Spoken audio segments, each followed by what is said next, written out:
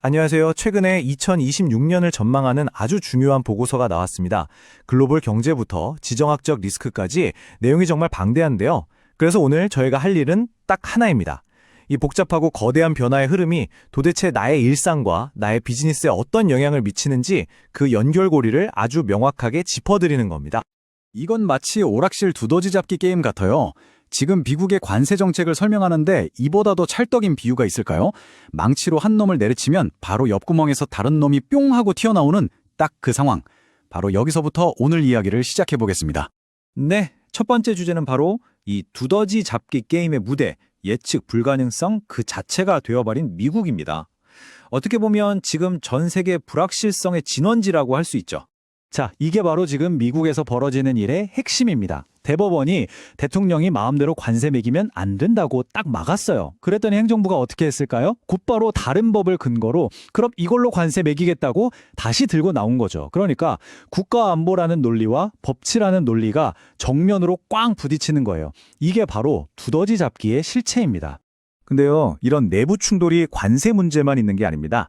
미네소타주에서 있었던 메트로 서지라는 이민 단속 작전을 한번 보세요. 무려 4,000명 이상을 체포했는데 이 과정에서도 연방정부랑 주정부가 엄청나게 충돌했어요. 이런 내부 갈등 또 사법적인 혼란이 글로벌 비즈니스를 하는 입장에서는 정말 언제 터질지 모르는 시한폭탄 같은 정책 불확실성으로 다가오는 거죠. 미국의 이런 내부 혼란은 당연히 국경을 넘어서 동맹국들에게까지 퍼져나갑니다. 유럽 같은 동맹국들 입장에선 더 이상 미국만 믿고 갈 순 없겠다 이런 생각이 드는 거죠. 그래서 이제 미국을 빼고 우리끼리 살 길을 찾아보자 이런 독자적인 계획을 세우기 시작한 겁니다. 그리고 이런 지정학적 파편화는 결국 새로운 전쟁터로 우리를 이끌게 됩니다. 바로 그 가장 치열한 최전선이 어디냐? 바로 2나노미터 반도체를 둘러싼 생전 게임입니다. 말 그대로 살아남기 위한 전쟁이 시작된 거죠. 여기서 진짜 재밌는 포인트가 있어요. 이 전쟁의 핵심이 단순히 반도체 회로를 더 얇게, 더 작게 만드는 데만 있는 게 아니라는 겁니다. 승패를 가르는 진짜 결정적인 기술은 바로 패키징이에요.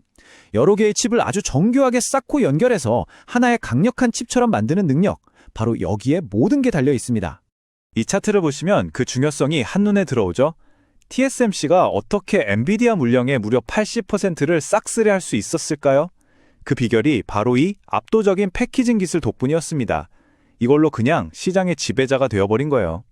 자, 이렇게 살벌한 기술 전쟁 속에서 당연히 한국도 가만히 있을 수 없죠. 국가적인 차원에서 생존 전략을 가동하기 시작했습니다. 그 승부수가 바로 이 숫자입니다. 10조 1천억 원. 이건 그냥 단순한 투자액이 아니에요. 이 기술 전쟁에서 반드시 살아남아야 한다는 국가적인 절박함에 담긴 숫자라고 봐야 합니다. 그리고 그 목표는 굉장히 구체적입니다. 고성능 GPU 26만 장을 확보하는 것. 왜 이렇게까지 하느냐? 자칫 잘못하면 글로벌 시장에서 AI 2류 국가로 전락할 수 있다는 아주 냉정한 현실인식이 그 배경에 깔려 있는 겁니다. 자, 지금까지 좀 거대한 이야기를 했는데요.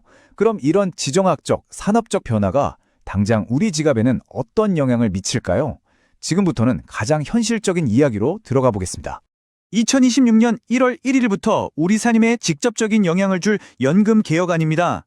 국민연금 보험료율은 13%를 목표로 오르게 되고요. 소득 대체율은 43%로 조정됩니다. 일할 수 있는 인구가 매년 줄어드는 이 인구 절벽 앞에서 사실 우리 모두의 노후를 위해 이건 피할 수 없는 선택인 거죠. 개인에게 연금이 있다면 기업을 운영하는 분들에게는 또 다른 압박이 있습니다. 바로 유럽연합의 탄소 국경 조정제도 10의 M이라는 건데요. 이제 환경 규제는 그냥 좋은 말이 아니라 돈 문제, 즉 실질적인 무역 장벽이 된 겁니다. 와, 근데 이게 파급력이 정말 상상을 초월해요. 만약에 말이죠. 이 제도가 반도체 분야까지 확대된다? 그럼 우리나라 기업들이 매년 추가로 내야 하는 돈이 무려 5억 8,800만 달러. 우리 돈으로 환산하면 7천억 원이 훌쩍 넘는 돈이 될 수도 있다는 계산이 나옵니다. 정말 어마어마한 금액이죠. 결국 오늘 우리가 짚어본 모든 이야기들, 관세 전쟁의 두더지 잡기부터 반도체 생존 게임, 그리고 우리 지갑에 영향을 미치는 연금 개혁과 새로운 환경 규제까지 이 모든 걸 관통하는 단 하나의 결론에 다다르게 됩니다. 네, 바로 이겁니다. 오늘 이야기의 핵심 요약이죠. 2026년 이후의 경제와 통상 환경에서 유일하게 확실한 것은 아무것도 확실하지 않다는 것. 즉, 예측 불가능성 그 자체가 이제 상수가 되어버렸다는 겁니다. 정말 한치 앞을 내다보기 힘든 시대예요. 그래서 오늘 분석을 마치면서 여러분께 아주 도발적인 질문 하나를 던지며 마무리할까 합니다. 만약에 이 2나노 기반의 초고도 AI 기술이 저출산으로 인한 노동력 부족 문제를 완벽하게 해결하는 시대가 온다면 과연 우리는 일자리와 경제 성장이라는 개념 자체를 어떻게 다시 정의해야 할까요?